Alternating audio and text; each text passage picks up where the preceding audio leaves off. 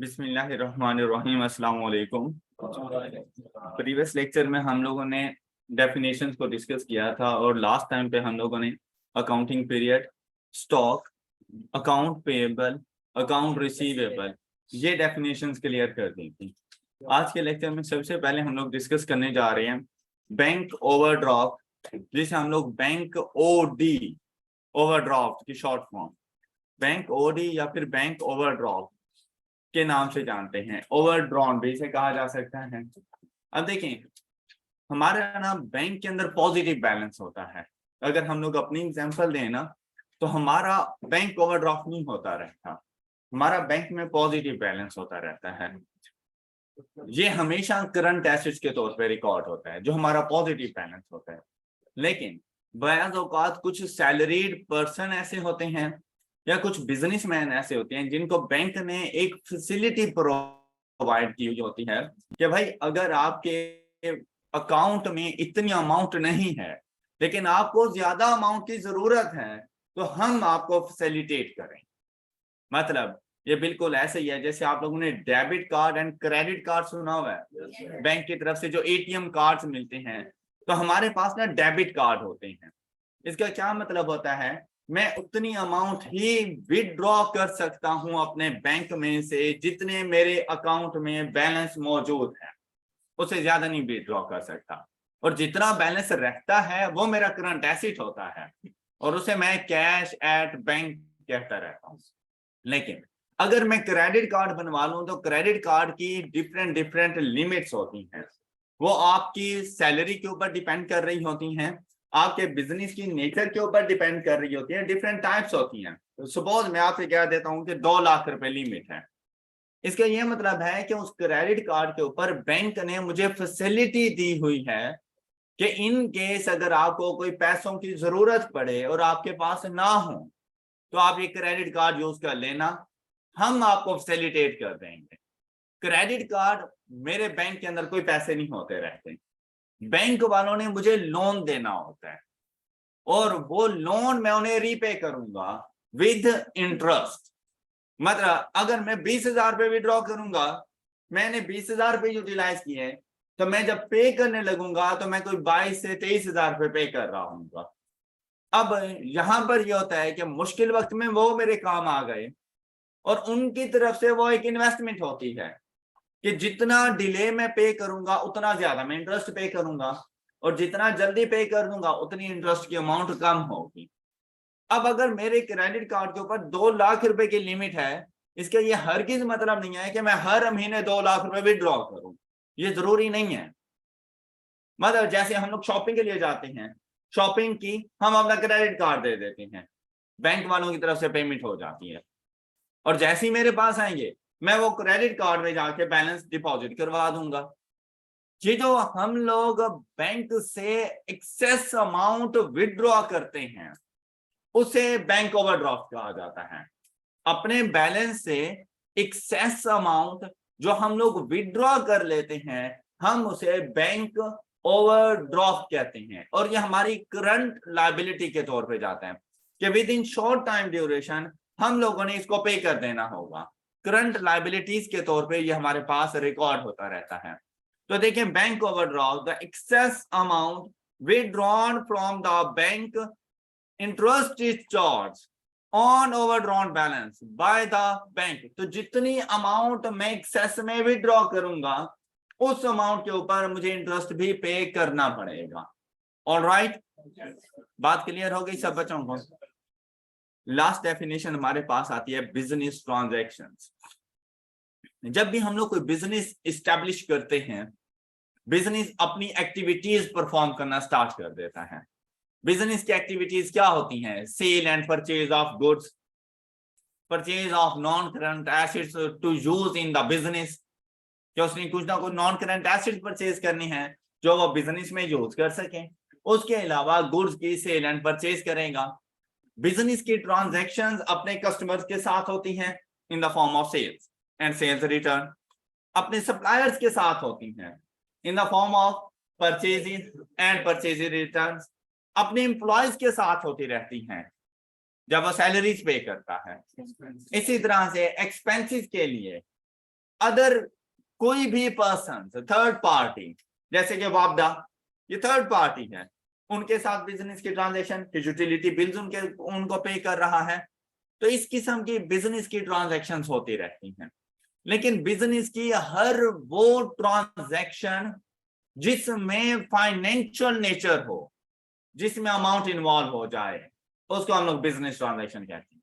मतलब बिजनेस की हर वो एक्टिविटी, बिजनेस की हर वो एक्टिविटी जिसके अंदर अमाउंट इन्वॉल्व हो जाए, जो फाइनेंशियल नेचर में हमारे पास आए, हम उसको बिजनेस ट्रांजैक्शंस कहते रहते हैं। तो बिजनेस ट्रांजैक्शंस की डेफिनेशन देखें, business transaction is a change in any head of account. अब देखें, आप लोगों ने हेड ऑफ अकाउंट्स पढ़े थे, आपके पास हेड ऑफ अकाउंट्स मतलब elements of financial statements in total 5 थे।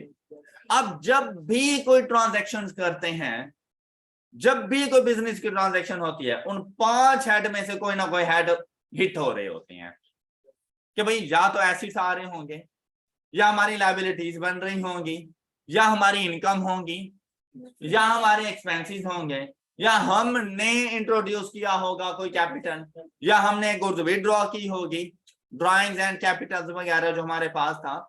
तो यहां पर हर के जो भी बिजनेस ट्रांजैक्शन करेंगे उसमें अकाउंटिंग हेड्स इन्वॉल्व हो जाते हैं, और उन अकाउंटिंग हेड्स में या तो इंक्रीज होगा due to this business transaction, या फिर डिक्रीज पाया जाएगा। अब कहते हैं change in any head of account, और ये आप लोग इंशाल्लाह कल से स्टार्ट कर देंगे कि बिजनेस ट्रांजैक्शंस हैं और आप उनमें हेड ऑफ अकाउंट्स को ढूंढेंगे और उनमें चेंज को देखेंगे कि इंक्रीज है या डिक्रीज है। Measurable in terms of money in which business deals. अब देखिए मॉनेटरी टर्म्स इन्वॉल्व हो गई, measurable in terms of money, मतलब भाई जैसे कहा जाता है ब्रेकिंग न्यूज, शहबाज शरीफ की नवाज शरीफ से मुलाकात, भाई कोई बिजनेस ट्रांजैक्शन नहीं है, क्या एक भाई दूसरे भाई से नहीं मिल सकता, लेकिन इनके लिए वो ब्रेकिंग न्यूज है। तो बिजनेस ट्रांजैक्शन अकाउंटिंग कहती है भाई ये कोई ब्रेकिंग न्यूज नहीं है, लेकिन जब तक इसमें कोई मॉनेटरी टर्म्स ना शामिल हो जाए तब तक आपने कोई बिजनेस ट्रांजैक्शन नहीं करनी। मतलब आपने कहा आप बिजनेस हैं, आपके पास एक कस्टमर आया, उसने कहा हाँ जी सुनाए कैसे हैं, बिजनेस कैसा चल रहा है, यार जी लेस का पैकेट कितने का दे रहे हो, उसने आपने कहा 50 रुपए का दे रहा हूं, उसने कहा अच्छा ठीक है, और वो चला गया। भाई कोई बिजनेस ट्रांजैक्शन नहीं है, कुछ भी नहीं हुआ। लेकिन अगर वो आपसे 50 रुपए का लेस का पैकेट लेके चला जाता है तो अब ये बिजनेस ट्रांजैक्शन है, अब मॉनेटरी टर्म्स इन्वॉल्व हो चुकी हैं। अब लाजमी बात है उस 50 रुपए के लेस के पैकेट के अगेंस्ट उसने कंसिडरेशन पे करनी है आपको। ये अलग बात है कि वो इमीडिएटली भी पे कर सकता है और आफ्टर सम पीरियड भी पे कर सकता है। अब देखिए अगर इमीडिएटली पे करता है तो कैश आएगा आपके पास, क्या कैश आपका ऐसे नहीं है, इंक्रीज नहीं हो जाएगा, और इन केस नहीं पे करता तो क्या आपका वो ट्रेड रिसीवेबल नहीं बन जाएगा, डेटर। तो क्या डेटर हमारा एसिड नहीं है, हम डेटर के तौर पे जाके एसिड में जाके उसको रिकॉर्ड करेंगे, और वहां से जब आपने सेल्स की तो देखिए आपकी इन्वेंट्री, आपका स्टॉक कम हो जाएगा। आपके पास 10 लेस के पैकेट रखे थे, एक सेल हो गया, बाकी 9 रखे हुए हैं, ऐसे ही है ना। आपकी सेल्स इंक्रीज हो जाएंगी कि आप एक सेल का पैकेट, आप एक लेस का पैकेट सेल कर चुके हैं, ऑल राइट। तो तमाम बिजनेस ट्रांजैक्शन में आप लोगों ने ऐसी चीजें ढूंढनी होंगी, कोई शो गुड। अब फिर कहते हैं with any other person including, अब बिजनेस की ट्रांजैक्शन अपने ऑनर्स के साथ हो सकती हैं, कस्टमर्स के साथ, सप्लायर्स के साथ, एम्प्लॉयज के साथ, इन तमाम लोगों के साथ अपनी बिजनेस ट्रांजैक्शंस कर सकता है। फिर कहते हैं या फिर बिजनेस ट्रांजैक्शंस को आप लोग ऐसे डिफाइन करें, an activity of business which involves financial value is known as a business transaction. In every business transaction accounting heads are involved. All right, हम लोगों ने बेसिक्स ऑफ अकाउंटिंग में तमाम तरह डेफिनेशंस वगैरह, और अब तक हमें ये पता चल चुका है कि अकाउंटिंग में हम लोग क्या कुछ करने जा रहे हैं। मतलब हम लोगों ने सबसे पहले ऑर्गेनाइजेशन को अंडरस्टैंड किया कि हमारे पास ऑर्गेनाइजेशन क्या होती है, ऑर्गेनाइजेशन से लेकर चले, ऑर्गेनाइजेशन से हम लोगों ने बिजनेस करवाया, हालांकि नॉन बिजनेस ऑर्गेनाइजेशन भी थी, हमने उसको साइड पे कर दिया। नॉन बिजनेस ऑर्गेनाइजेशन की अकाउंटिंग आप लोग FR1 में जाके करेंगे, उसे नॉट फॉर प्रॉफिट ऑर्गेनाइजेशन भी कहा जा सकता है, उसकी अकाउंटिंग हम लोग करेंगे FAR 1 के अंदर जाकर। हम लोग यहाँ पर आए, हम लोगों ने बिजनेस इस्टेब्लिश करवाया, बिजनेस किया, तो हम लोगों ने पहले बिजनेस को देखा कि खुद बिजनेस क्या होता है। तो हमने कहा कि भाई बिजनेस की 3 एक्टिविटीज हो सकती हैं, कि भाई या तो वो ट्रेडिंग कर सकता है, कमर्शियल, इंडस्ट्रियल या प्रोफेशनल। तो इनको बेस बनाते हुए हम लोगों ने टाइप्स ऑफ बिजनेसेस बताए, और टाइप्स ऑफ बिजनेसेस में हमारे पास यही कुछ आ रहा था कि भाई या तो आप ट्रेडिंग करेंगे, मैन्युफैक्चरिंग करेंगे, या आप सर्विस प्रोवाइड करेंगे। फिर हम लोगों ने फॉर्म्स ऑफ बिजनेस स्ट्रक्चर बताया। देखिए इस चीज में फर्क है, टाइप्स ऑफ बिजनेसेस कि किस किस तरह के हैं। तो हमने कहा trading, manufacturing and service provider. और जब हम लोग कहते हैं ना बिजनेस स्ट्रक्चर की टाइप्स या फॉर्म्स ऑफ बिजनेस स्ट्रक्चर, तो उसमें हमारे पास आ जाता है कि आप अकेले कर सकते हैं सोल ट्रेडर के तौर पर, आप पार्टनरशिप में आ सकते हैं, और आप कंपनी बना सकते हैं। तो आप लोग अक्सर लोग कंफ्यूज हो रहे थे इन दोनों के अंदर कि मैंने आप लोगों से क्या पूछा है। जब मैं टाइप्स ऑफ बिजनेसेस पूछूं तब आप लोगों ने मुझे बताना है trading, manufacturing and service provider. Okay, जब मैं बिजनेस स्ट्रक्चर की टाइप पूछूं या फॉर्म्स ऑफ बिजनेस स्ट्रक्चर पूछूं तब आप लोगों ने मुझे बताना है soul trader, partnership and company. उसके बाद हम लोग आए बेसिक्स ऑफ अकाउंटिंग के अंदर। हम लोगों ने फाइनेंशियल स्टेटमेंट्स को देखा, उनके ऑल्टरनेटिव नेम्स को देखा, एलिमेंट्स ऑफ फाइनेंशियल स्टेटमेंट्स को देखा। फिर हम लोगों ने 10 डेफिनेशंस को डील किया। सबसे पहले 10 डेफिनेशन, मेन डेफिनेशन अकाउंटिंग की यही थी। अब आप लोग प्रैक्टिकल लाइफ में भी चले जाओगे ना तो यही 10 चीजें होंगी जिसमें आप अकाउंटिंग कर रहे होंगे। उनमें सबसे पहले हमारे पास शामिल है, सीक्वेंस के साथ चलना करें। सबसे पहले कैपिटल, एसेट्स, लायबिलिटी। अब देखें सेल पहले नहीं हो सकती जब तक कि पहले परचेजेस ना कर लें। तो पहले परचेजेस और परचेजेस रेट, फिर आप सेल करें, सेल करें, फिर आप लोग अपने एक्सपेंसेस करें, और खुद अदर इनकम भी यूज कर सकते हैं, और अपने लिए भी गुड्स निकाल सकते हैं, ड्राइंग्स। तो आपकी ये 10 चीजें पूरी हो जाती। और फिर इनसे रेलिवेंट हम लोगों ने कुछ डिफरेंट डेफिनेशन देखी जिनमें हमें पता चला कि एक अकाउंटिंग पीरियड, फाइनेंशियल ईयर क्या होता रहता है, हमारे पास स्टॉक या इन्वेंट्री क्या होती रहती है, उसको देखा। फिर account payable, account receivable, trade payable, trade receivable, इनमें हम लोगों ने डिफरेंस को देखा। बैंक ओवरड्राफ्ट को क्लासिफाई किया हम लोगों ने एज करंट लायबिलिटी। और बैंक ओवरड्राफ्ट क्या होता है? Excess amount withdrawn from the bank is called bank overdraft. तो ये हमारा ना एक किस्म का नेगेटिव बैलेंस होता है। पॉजिटिव बैलेंस होगा, मेरा बैंक में पैसा रखा हुआ है, बैंक वालों ने मुझे देनी है, तो ये मेरा एसेट है। मैंने बैंक वालों को देनी है, तो ये मेरी लायबिलिटी। लेकिन करंट लायबिलिटी, हाँ लोन ले लूं ये एक अलग सिचुएशन है, लोन नॉन करंट लायबिलिटी के तौर पे चला जाएगा। ये एक शॉर्ट टर्म जस्ट एक फैसिलिटी होती है बैंक की तरफ से कि भाई अगर तुम्हें जरूरत है तो यूज करो, नहीं है तो रहने दो, फिर कोई लायबिलिटी नहीं है। मतलब मेरे पास क्रेडिट कार्ड है लेकिन इस मंथ मैंने उसे यूज ही नहीं किया तो मुझ पे किसी किस्म की कोई लायबिलिटी नहीं है। नहीं नहीं, क्रेडिट कार्ड वगैरह और उसके बैलेंसेस हमारे ऐसे नहीं होते। जो मेरा डेबिट कार्ड होता है ना, मेरे अपने अकाउंट में मेरा कितना पैसा रखा हुआ है वो मेरा एसेट होता है। ओके, फिर बिजनेस की ट्रांजैक्शन को देखा, और नेक्स्ट हमारे सारे लेक्चर्स बिजनेस की ट्रांजैक्शन के ऊपर हैं कि बिजनेस ट्रांजैक्शंस कौन कौन सी हैं। हम different types of business transactions देखेंगे। फिर उनमें देखें, इस डेफिनेशन में लिखा हुआ था कि हेड ऑफ अकाउंट्स ने चेंज हो जाना है। हम सबसे पहले आइडेंटिफाई करेंगे कि इसमें कौन कौन सा हेड ऑफ अकाउंट शामिल है, फिर उसमें मूवमेंट को देखेंगे कि इन हेड ऑफ अकाउंट्स में इंक्रीज आ रहा है या डिक्रीज। Are you ready?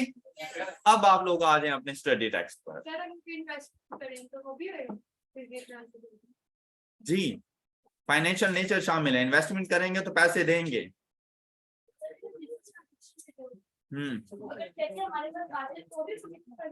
हाँ जी, हाँ जी, कैश का इनफ्लो एंड आउटफ्लो दोनों ही शामिल हैं। मॉनेटरी टर्म्स का होना जरूरी है, चाहे पैसे आए या हम लोग में। अब जैसे सेल्स है पैसे आएंगे, परचेजेस है पैसे जाएंगे, मॉनेटरी टर्म्स का होना जरूरी है। अब आप लोगों ने अपनी बुक पे जाना है, अपनी स्टडी टेक्स्ट के ऊपर, और स्टडी टेक्स्ट में चैप्टर नंबर 1 में जैसे ही आप लोग स्टार्ट करेंगे ना, अब इससे रेलेवेंट चीजें आपको समझ आती जाएंगी। जैसा कि बुक कीपिंग, हम लोग पढ़ चुके हैं। अब यहाँ पर ना आप लोगों ने जस्ट इसकी रीडिंग करनी है और एक इफेक्टिव रीडिंग करनी है। आप लोगों ने रट्टा नहीं लगाना। मैं बार बार आपसे कह रहा हूं, आप लोगों ने रट्टे नहीं लगाने, मेरे सब्जेक्ट को नहीं लगाने आप लोगों ने रट्टे। इसको अंडरस्टैंड करो क्या लिखा हुआ है और फिर अपने माइंड से इसकी एक्सेप्टेंस लो कि हाँ जी बिल्कुल ऐसा ही होता है बुक कीपिंग में। अब जैसा कि सबसे पहले हमारे पास बुक कीपिंग एंड अकाउंटिंग क्या हम लोगों ने डिफाइन किया था। अब अगर इसको पढ़ेंगे ना हमें इजीली समझ आ जाएगी कि ये क्या कुछ लिखा हुआ है। तो यहाँ पर देखें, book keeping is the process of recording financial transactions in the accounting records, the books of an entity. Main बात इसकी यही थी कि बुक कीपिंग यही है। उसके बाद होती है मिर्च मसाला लगाना, जो किसने लगाने की कोशिश की और आप लोगों ने जस्ट उसको रीड करके अपने बात हजम कर लेना है। अब देखो इसको कहते हैं all transactions are analyzed into different types and are then recorded in series of individual records called accounts। तो हम लोग ये अकाउंट्स बनाना सीखेंगे कि जितनी भी बिजनेस की ट्रांजैक्शन होती है ना हम उनको अलग अलग क्लासिफाई करते हैं। जैसे कि बिजनेस ने सेल्स की तो हम सेल्स को बिजनेस की परचेज से अलग रिकॉर्ड करेंगे, बिजनेस की परचेजेस को उसके एक्सपेंसेस से अलग रिकॉर्ड करेंगे। अगर ड्राइंग्स हुई हैं तो ड्राइंग्स को हम लोग बाकी सेल्स से अलग रिकॉर्ड कर रहे होते हैं और हर किसी का अपना अपना अकाउंट बन रहा होता है। ये बिल्कुल ऐसे ही होता है जैसे कि भाई आप डिफरेंट डिफरेंट पेजेस के ऊपर डिफरेंट डिफरेंट डेटर्स के नेम लिख लेते हैं। आप देखिए कि अगर एक छोटा सा शॉपकीपर भी है ना जिसने अकाउंटिंग नहीं पढ़ी हुई, उसे भी पता है कि उसके पास एक कस्टमर आया मिस्टर ए और उसने कहा कि भाई मैंने गुड्स आपसे क्रेडिट पर लेनी है, वो उसको क्रेडिट दे देता है। लेकिन एक रजिस्टर उठाता है, एक न्यू पेज ओपन करता है और उसके ऊपर सबसे पहले हेडिंग लगाता है मिस्टर ए और जितनी अमाउंट उसको सेल करता रहता है उसका रिकॉर्ड रखना शुरू कर देता है। वो बुक कीपिंग कर रहा है। और सपोज अब मिस्टर सी जाता है, मिस्टर ए के अकाउंट में लिख दे तो अलग से पेज ओपन करेगा, उसके बाद मिस्टर सी लिख देगा। तो हम लोग अकाउंटिंग में भी बिल्कुल वैसे ही कर रहे होते हैं। अब वो एक पर्सन, एक छोटा सा शॉपकीपर, उसे पता है कि मैंने इंडिविजुअल अकाउंट्स बनाने हैं, तो भाई हम लोग पढ़े लिखे अकाउंटेंट ऐसा क्यों नहीं करेंगे।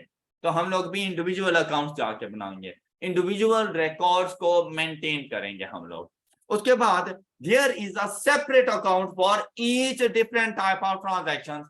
सेल्स के लिए अलग से अकाउंट होगा, परचेजेस के लिए अलग से होगा, सेल्स रिटर्न अलग, परचेजेस रिटर्न अलग। मतलब जितनी 10 डेफिनेशन आपने पढ़ी थी ना, हर किसी का अलग अलग अकाउंट बनाया जाता है। फिर हमारे पास आता है और दैट इज टू से for each type of asset, liability, income, expense, honours capital. Even के अब आप लोग देखें, हम लोग कहते हैं एसेट्स, एसेट्स के आगे क्लासिफिकेशन आ जाती है कि भाई नॉन करंट एसेट्स या करंट एसेट्स। हम कहते हैं नॉन करंट एसेट, तो कहता है कौन सा नॉन करंट एसेट्स, लैंड है, बिल्डिंग है, प्लांट एंड मशीनरी है, फर्नीचर फिटिंग्स वगैरह मौजूद है। तो जो चीज मौजूद होगी उसका अकाउंट बनेगा। हमारे पास बिल्डिंग है ना तो हम लोग बिल्डिंग का अकाउंट बनाएंगे, और हमारे पास व्हीकल्स हैं हम लोग व्हीकल्स का अकाउंट अलग से बनाएंगे। अब देखिए दोनों नॉन करंट एसेट्स हैं, दोनों का इकट्ठा अकाउंट नहीं बनेगा।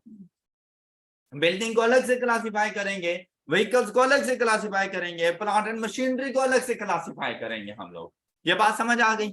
इसी तरह हमारे जितने भी एसेट्स हैं, करंट एसेट्स हैं, नॉन करंट एसेट्स हैं, जितनी भी लायबिलिटीज हैं, नॉन करंट लायबिलिटीज हैं, करंट लायबिलिटीज हैं, हर किसी के अलग अलग इंडिविजुअल अकाउंट्स बनाए जाएंगे। हम किसी भी चीज को किसी दूसरी चीज में मर्ज नहीं कर सकते। हाँ, मेरे पास एक व्हीकल है, मैंने उसका अकाउंट बनाया हुआ, कुछ दिन के बाद बिजनेस ने एक और व्हीकल परचेज कर दी, व्हीकल्स के लिए अलग अकाउंट बनाने की जरूरत नहीं है कि व्हीकल 1 व्हीकल 2 अकाउंट, नहीं, वो व्हीकल्स के ही अकाउंट में चले जाएगा। जैसे सेल्स, मैंने सेल्स रिकॉर्ड करनी है, मैं सेल्स मिस्टर ए को करूं तो सेल्स के अकाउंट में जाएंगी, मिस्टर बी को करूं तो भी सेल्स के अकाउंट में जाएंगी, मिस्टर सी को करूं तो भी सेल्स के अकाउंट में जाएंगी। सेल्स का अकाउंट सेम रहेगा, लेकिन मिस्टर ए, बी और सी का अपना अपना अकाउंट सेपरेट हो जाएगा।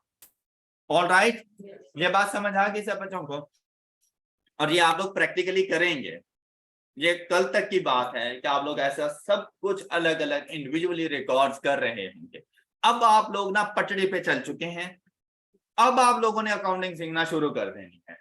अब ये अकाउंटिंग स्टार्ट हो चुकी है आप लोगों की। इससे पहले सिर्फ बेसिस थी कि अकाउंटिंग में टर्म्स का पता होना चाहिए, हम कौन कौन सी टर्म्स यूज करेंगे।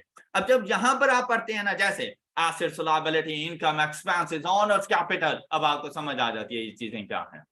अगर आप खुद सोचें, अगर मैं फर्स्ट डे ही यहीं से स्टार्ट करता, आपको किसी एक चीज की भी समझ ना आती कि मैं क्या कहता हूं। नेक्स्ट देखें, double entry book keeping is used. Double entry bookkeeping is used to record dual aspects of transaction in system designed to allow the management of the business to monitor its progress and produce periodic financial statements and performance report. अब इस बात को समझे, double entry book keeping, कोई भी business की transaction होगी ना, उसमें डबल इफेक्ट होगा, लेन देन। मतलब आप सेल्स करते हैं ना, तो सेल्स के लिए आप गुड्स देंगे, पैसे लेंगे, डबल इंपैक्ट नहीं आ गया। आप परचेजेस करते हैं, परचेजेस के लिए आप लोग गुड्स लेंगे, पैसे देंगे, डबल इंपैक्ट आ गया है। एक्सपेंसेस के लिए भी बिल्कुल ऐसा ही है कि आपने कुछ सर्विसेज ली हैं जिसके अगेंस्ट आप एक्सपेंस पे कर रहे हैं, तो कोई भी बिजनेस की ट्रांजैक्शन होगी उसमें हमेशा डबल इफेक्ट होते हैं, इसीलिए इसे कहा जाता है डबल एंट्री बुक कीपिंग। और देखें, अगर 50 रुपए की सेल्स रिकॉर्ड की है तो अमाउंट लोगे भी तो 50 रुपए ही ना, और दोनों के इंपैक्ट सेम सेम अमाउंट के होते हैं। अगर 100 रुपए की परचेजेस की हैं तो पे कितना करोगे, 100 रुपए ही पे करोगे। अगर परचेजेस 100 की रिकॉर्ड की हैं तो कैश की पेमेंट भी 100 रुपीज के साथ ही जाएगी। इसी तरह इसका भी डबल इंपैक्ट है, लेकिन सेम सेम अमाउंट के साथ आएगा। फिर कहते हैं कि आप जब जो बुक कीपिंग रिकॉर्ड मेंटेन कर रहे होते हैं, इसका रिजल्ट क्या होता रहता है, हम लोग फाइनेंशियल स्टेटमेंट्स बनाते हैं। पीरियोडिक फाइनेंशियल स्टेटमेंट मींस कि एक सर्टेन टाइम ड्यूरेशन की, एक सर्टेन अकाउंटिंग पीरियड की, एक फाइनेंशियल ईयर की फाइनेंशियल स्टेटमेंट्स बनाते हैं। और कौन कौन सी फाइनेंशियल स्टेटमेंट बनाते रहते हैं हम लोग। फाइनेंशियल स्टेटमेंट, यहाँ पर परफॉर्मेंस रिपोर्ट, फाइनेंशियल स्टेटमेंट से यहाँ पर मुराद है आपकी इनकम स्टेटमेंट, और परफॉर्मेंस रिपोर्ट से मुराद है बेसिकली आपकी बैलेंस शीट, वो स्टेटमेंट ऑफ फाइनेंशियल पोजीशन, कि आप लोगों की परफॉर्मेंस कैसी रही, फाइनेंशियल स्टेटमेंट्स हमें बता रही होती हैं। तो ये है बुक कीपिंग। बाकी चीजों को जस्ट आपने रीड करना है, सिर्फ पहली लाइन को आप लोगों ने याद रखना है कि बुक कीपिंग क्या होती है। इसी तरह जैसे ही आप लोग अकाउंटिंग में गए तो अकाउंटिंग की डेफिनेशन देखें, is the process of recording, classifying, summarizing the information of financial nature and interpreting the results thereof. There are two kinds of accounting. अच्छा, ये अकाउंटिंग की बेसिकली अब डेफिनेशन हो गई है, मतलब हम लोगों ने जस्ट अकाउंटिंग को ही डिफाइन किया था। अब आ जाती है अकाउंटिंग की टाइप्स। एक हमारे पास होती है फाइनेंशियल अकाउंटिंग और दूसरी हमारे पास है मैनेजेरियल अकाउंटिंग। ये दोनों अकाउंटिंग आप लोग पढ़ेंगे, लेकिन इंट्रोडक्शन टू अकाउंटिंग में आप अकाउंटिंग का इंट्रोडक्शन देखने जा रहे हैं। अब ना तो फाइनेंशियल पढ़ने जा रहे हैं ना ही मैनेजर, दोनों के लिए इस इंट्रोडक्शन टू अकाउंटिंग का पढ़ना जरूरी है। लेकिन जब आप लोग जाते हैं ना कैप लेवल के ऊपर, इंप्रूव करते हैं अपने आप को, तब आपके पास एक सब्जेक्ट मौजूद है cost and management accounting, CMA, वो मैनेजेरियल अकाउंटिंग है। वो मुकम्मल एक सब्जेक्ट है जो आप लोगों ने पढ़ना है। बस ऐसा नहीं है कि 1-2 दिन की गेम नहीं है वो, बल्कि उसके ऊपर एक पूरी स्टडी है, एक पूरी क्वालिफिकेशन है। जिस तरह से आप चार्टेड अकाउंटेंट हैं, उनके कॉस्ट एंड मैनेजमेंट अकाउंटेंट्स हैं। आप चार्टेड अकाउंटेंट्स की जो हमारी ग्रिप होती है ना, वो फाइनेंशियल अकाउंटिंग के ऊपर ज्यादा होती है। मैनेजेरियल अकाउंटिंग हमें आती होती है लेकिन इतनी अच्छी नहीं, जबकि कॉस्ट एंड मैनेजमेंट अकाउंटेंट्स वाले मैनेजेरियल अकाउंटिंग ही पढ़ रहे होते हैं।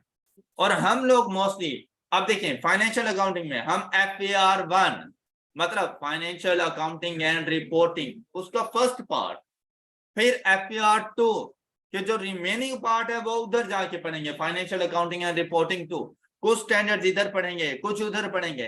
फिर जब एडवांस लेवल पे जाते हैं तो वहां पर भी हम लोग फाइनेंशियल अकाउंटिंग कर रहे होते हैं। तो हम लोग जो इनकम स्टेटमेंट्स वगैरह फाइनेंशियल स्टेटमेंट्स बनाते हैं, इनका ताल्लुक फाइनेंशियल अकाउंटिंग के साथ है, इनका ताल्लुक मैनेजेरियल अकाउंटिंग के साथ नहीं है। इंट्रोडक्शन टू अकाउंटिंग के अंदर हम लोग बस मैनेजेरियल अकाउंटिंग का एक थोड़ा बहुत कॉन्सेप्ट देखेंगे। अदरवाइज ज्यादा फोकस हमारा फाइनेंशियल अकाउंटिंग पर ही रहता है। तो ये हमारे पास अकाउंटिंग की दो टाइप्स हैं, कौन कौन सी? Financial accounting and managerial accounting. आप लोगों का जो पेपर है एग्जाम वो एमसीक्यूज बेस है, आपकी थ्योरी यहीं से उठाई जाती है। आपको वर्ड बाय वर्ड पढ़ाने का मकसद यही है कि आप अपनी आदत बना लें कि आपने यहाँ से रीड करना है और आपके सारे एमसीक्यूज यहीं से सॉल्व होने हैं। और आपके जो एमसीक्यूज 40 एमसीक्यूज में से 20 एमसीक्यूज जस्ट थ्योरेटिकल हैं और वो आपके स्टडी टेक्स्ट से उठाए जाते हैं। सिर्फ बात ये होती है कि बच्चे पढ़ते नहीं हैं, तो उस वजह से वो थ्योरेटिकल जो क्वेश्चंस होते हैं वो उनसे अटेम्प्ट नहीं हो पाते। तो सिर्फ न्यूमेरिकल को बेस बनाकर आपका पेपर नहीं पास होने वाला। थ्योरी उतनी ही इंपॉर्टेंट है जितना कि न्यूमेरिकल पोर्शन है। Alright, financial accounting and reporting is a term that describes. अब देखें यहाँ पर उसने ना आपको फाइनेंशियल अकाउंटिंग की डेफिनेशन बता दी।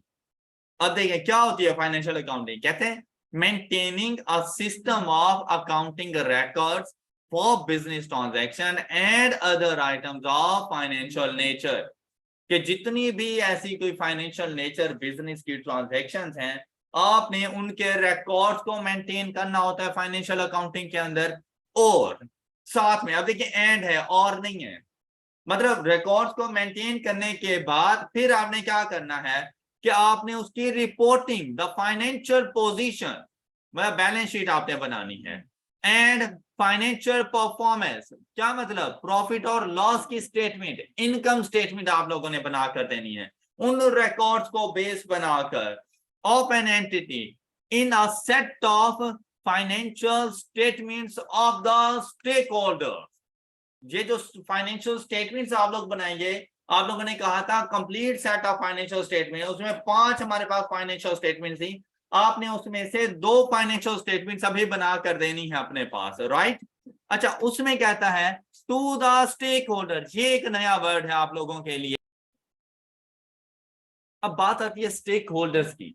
बेटा स्टेक होल्डर से मुराद आप लोगों ने हमारे नोट्स में देखे यूजर्स ऑफ फाइनेंशियल स्टेटमेंट्स, जिनको अभी तक हम लोगों ने डिस्कस नहीं किया। देखिए एक वर्ड होता है स्टेक होल्डर और दूसरा वर्ड होता है शेयर होल्डर। दोनों में फर्क है, एक जैसे नहीं है दोनों। इवन के शायद आप लोगों ने इकोनॉमिक्स में पढ़ना है या पढ़ लिया, I2P में पढ़ लिया है। अच्छा चलें, उन्होंने अपने सब्जेक्ट के लिए पढ़ाया होगा। मेरे सब्जेक्ट में कोई चीज आएगी, चाहे वो फिर इकोनॉमिक्स है, BWCS है, अकाउंटिंग है, QM है या कुछ भी है, मैं खुद बताऊंगा। पहले मैं ये नहीं कहूंगा कि आपने वहां पे पढ़ लिया होगा। अच्छा फर्क क्या होता है स्टेक होल्डर और शेयर होल्डर? बेटा share holders honours of the business होते हैं, मतलब जिन्होंने इन्वेस्टमेंट की हुई है, हम उनको शेयर होल्डर्स कहते रहते हैं। अब मैं जो चीजें आपको समझाऊंगा ना, मैं आपको अकाउंटिंग के लिए समझाऊंगा, मैं आपको I2B के लिए नहीं समझा रहा, तो उसके लिए आपने वहीं पे पढ़ना है। यहां पर मैं शेयर होल्डर ऐसे पर्सन होते रहते हैं जिन्होंने कंपनी के अंदर, बिजनेस के अंदर अपनी इन्वेस्टमेंट की हुई है और वो बिजनेस के मालिक है, हम उन्हें शेयर होल्डर कहते हैं। लेकिन ये जो शेयर होल्डर का वर्ड हम लोग यूज करते हैं ना, ये जस्ट फॉर कंपनी यूज करते हैं। अब जैसे अगर सोल ट्रेडर है, हम उसको शेयर होल्डर नहीं कहते, हम उसको ऑनर ऑफ द बिजनेस कहते हैं। अब अगर पार्टनरशिप है, उन्होंने भी आपस में आकर इन्वेस्टमेंट की हुई है बिजनेस में, वो बिजनेस के मालिक हैं लेकिन शेयर होल्डर नहीं है। अच्छा हम उन्हें ऑनर्स भी नहीं कहते, हम उन्हें पार्टनर्स कहते हैं। लेकिन जब बात आती है ना कंपनी की, कंपनी में जब आप इन्वेस्टमेंट करते हैं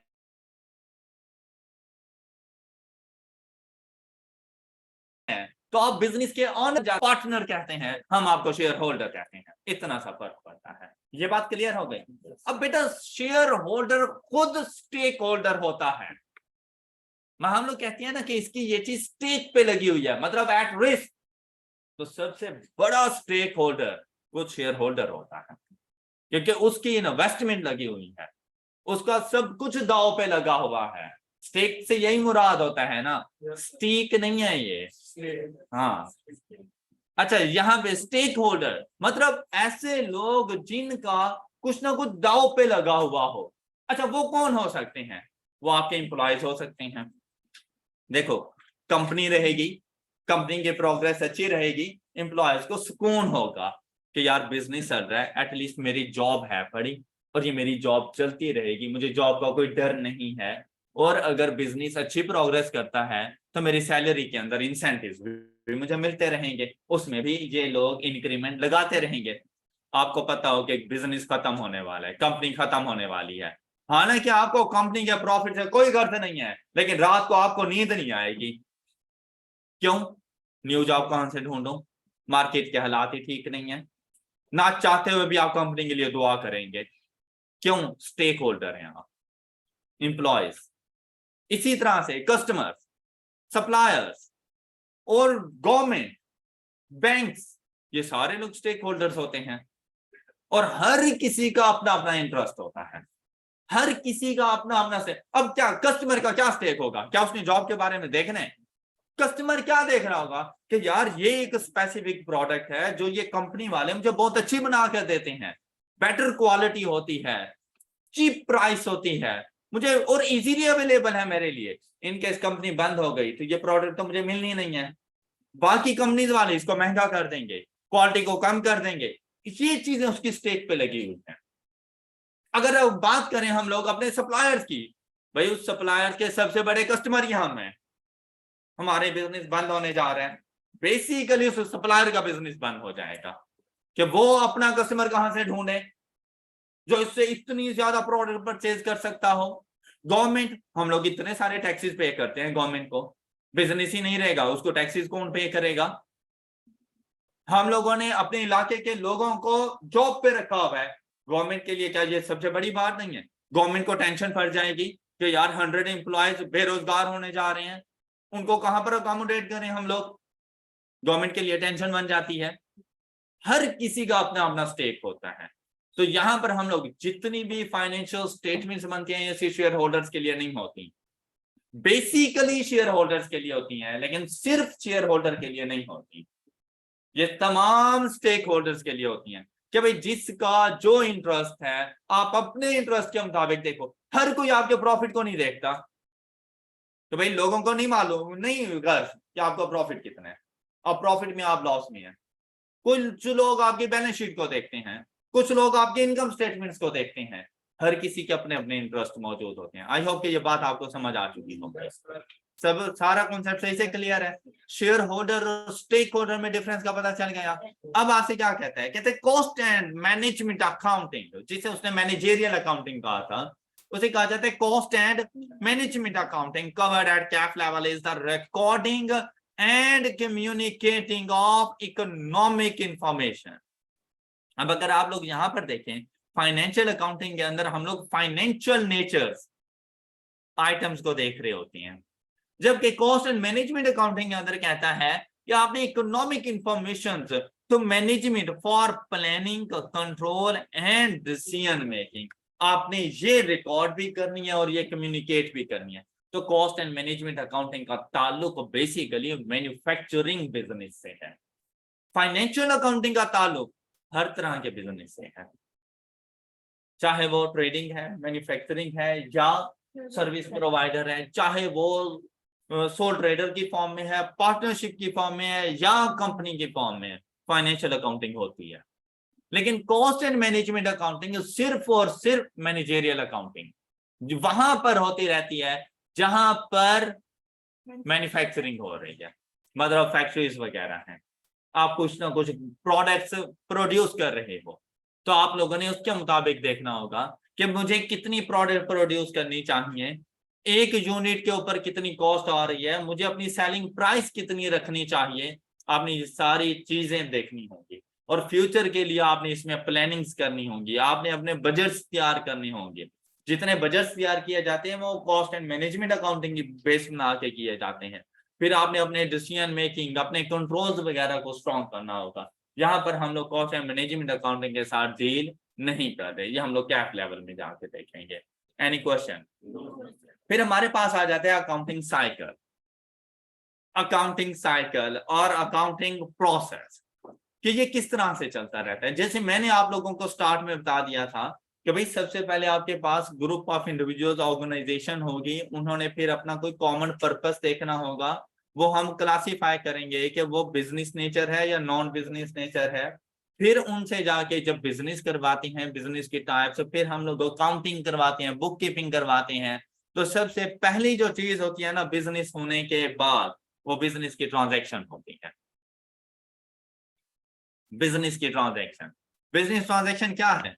an event that has a monetary impact and needs to be recorded in books of accounts is called transaction. A business usually has thousands of transactions in an accounting period, बल्कि मैं कहता हूं thousands of transactions in a day।